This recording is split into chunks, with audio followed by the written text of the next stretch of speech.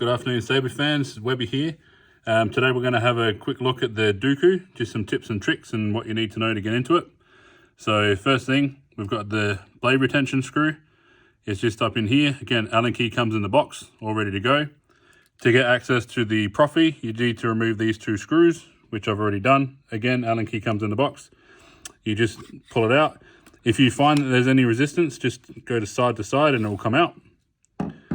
We've got the board cover. Profi is under here, so you just remove that. You get access to the SD card USB. Battery, when you first get it, just fully charge the battery overnight. As this doesn't have a kill switch, you can just leave it in there once it's fully charged and it will go to sleep.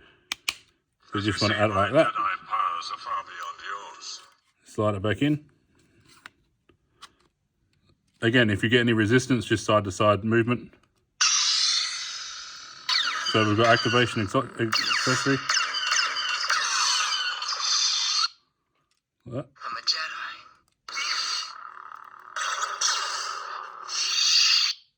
Right. If you want to take the battery out for storage, just get a flathead screwdriver or something similar, and you can just pull the battery out. And to put it all together, again, so they can only really go in one way with the prongs. Slide it in to line up the holes, tighten them up, and you're good to go. Also in the box, you have the extra pieces that are double-sided taped on, so it's just the square piece that goes over and the gold button. So double-sided tape, just put them on when you want. They don't ship with them because it doesn't fit in the phone properly, so you just need to add that on. That's it, and we'll see you in the next one.